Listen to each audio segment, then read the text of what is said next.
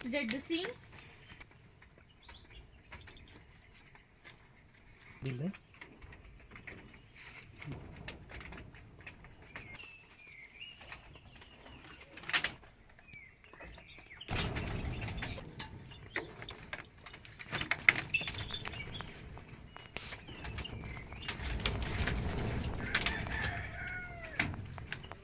मुबारक video करते।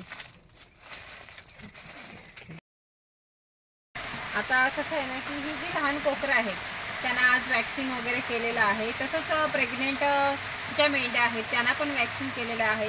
म्हणून आता बघायला आलेलं आहे की ह्या कोकरांना काही त्रास होतोय का, कारण की वॅक्सिन केल्याच्या नंतर थोडाफार त्रास होतो।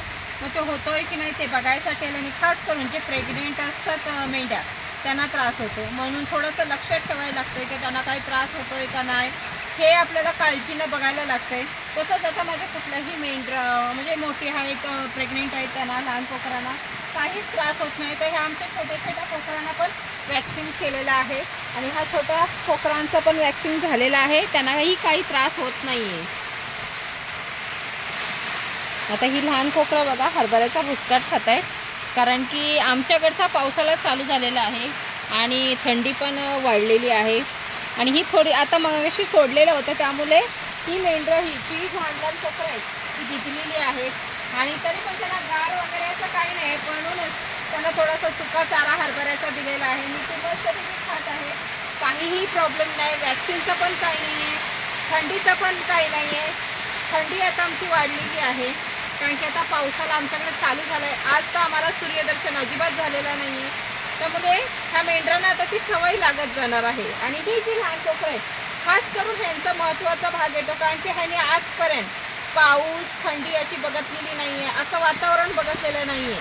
त्यामुळे आता ह्यांच्यासाठी एक म्हणजे नवीन निसर्ग म्हणजे नवीन एक ऋतू, त्या ऋतूतनं त्यांना जायचं आहे।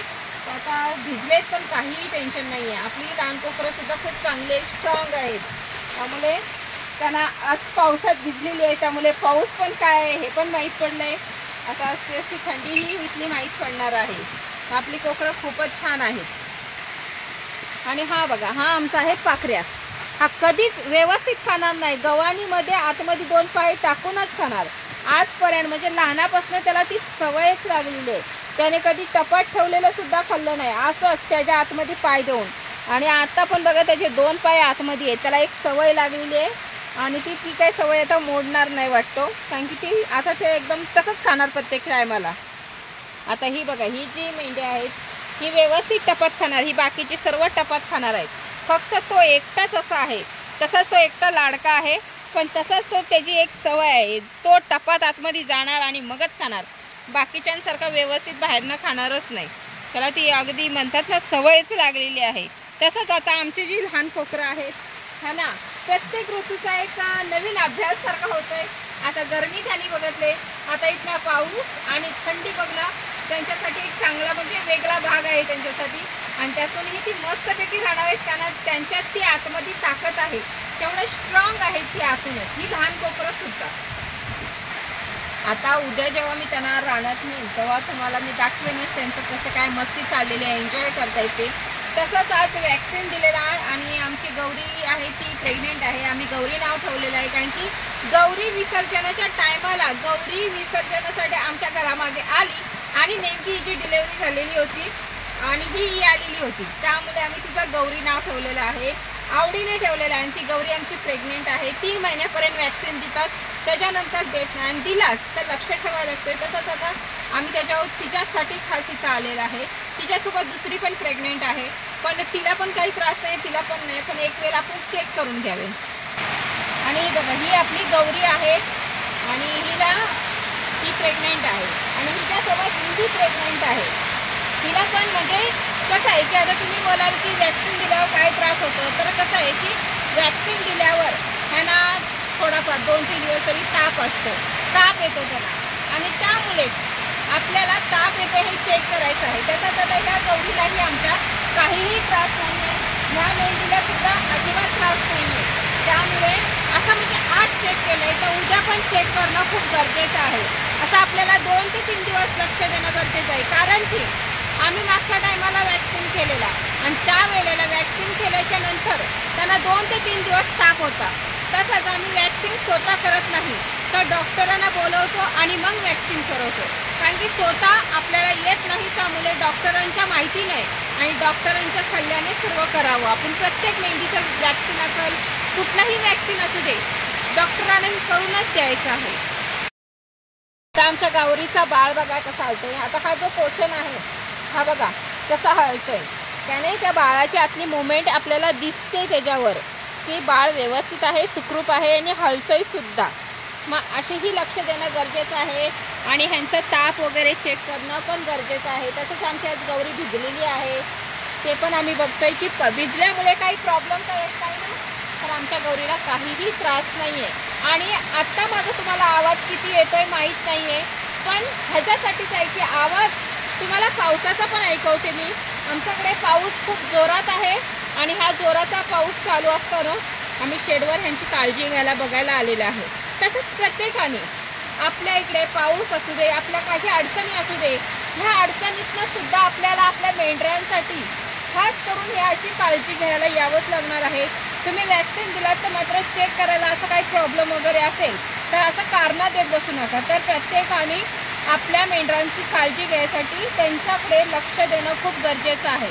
तसंच आमच्या इथे खूप पाऊस जोरात आहे आणि आमच्याकडचा आता पाऊस हा कंटिन्यू चालू झालेला आहे आणि आम्हाला याची सवय असल्यामुळे काहीच वाटत नाही आहे. आता बाहेर इतका पाऊस आहे, थंडी पण त्याच्यासोबत आहे.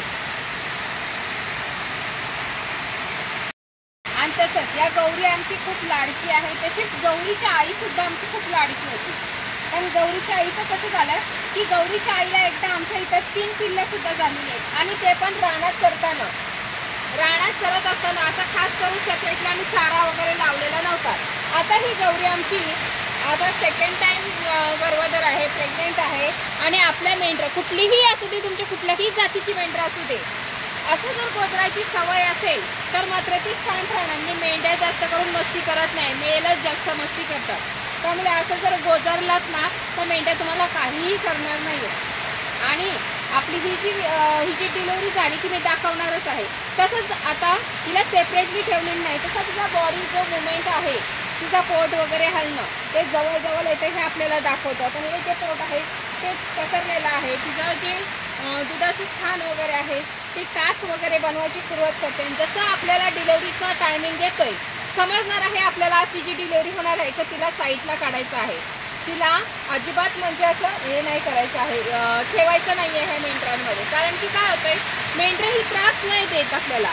तर ती आता डिलिव्हरी होणार आहे तर ती एका साईडला असतात, पण एका साईडला असली तरी आपण काळजीनं जेव्हा डिलिव्हरी होणार आहे तेव्हा तिला साईडला ठेवायचं आहे. एखाद्या मेंढीची डिलिव्हरी होत असेल ना, आपण जर तिथे नसणार तर ही मेंढरं पण इतकी हुशार आहेत.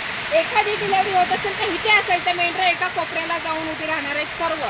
त्यामुळे प्रत्येकाने काळजी पण घेणं खूप गरजेचं आहे. आता हा आमचा पाकळ्या बघा, हा बघा ह्याचा रुबाब बघा, हा आतमध्ये पाय टाकल्याशिवाय खाणार नाही आहे. आणि हा एकटाच झाला, लाडका होता, त्यामुळे तो खूपच लाडका आहे. ह्याला गोजरायची खूप सवय आहे, त्यामुळे जर गोजरायला लागलाच ना तर तो मात्र 1 तास हलणार नाही आहे. आणि तो लाडका असल्यामुळे आम्ही त्याला खूप लाड केलेले. एकटाच होता आणि घरी पण न्यायचो त्याला. तसंच ती दोघं पण यायची, पण त्याच्यासोबत हा खूपच जास्त लाडका होता. आणि पांढरं शुभ्र असल्यामुळे जास्त फोकस माणसांचा ना येईल ना, त्यांचं लक्ष मात्र ह्याच्याकडे असायचं.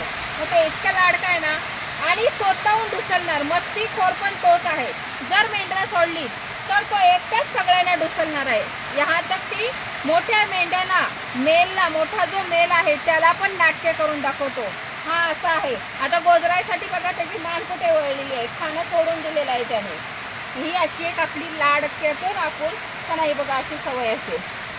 ते बघा किती म्हणजे त्या अगदी असं झालंय कुठून गोजरावं. ही आपल्या मेंढरांची काळजी आपण घेतली तर खरंच आपला फायदा आहे. आणि प्रत्येकाने आपल्या मेंढ्यांची मात्र काळजी घेणं खूप गरज आहे. सर्वात जास्त महत्त्वाचे प्रेग्नेंटच्या मेंढ्या आहेत त्यांचं आणि ही जी लहान कोकरं आहेत ना त्यांची खास करून अतिशय काळजीने आपल्याला काळजी घेणं गरजेचं आहे.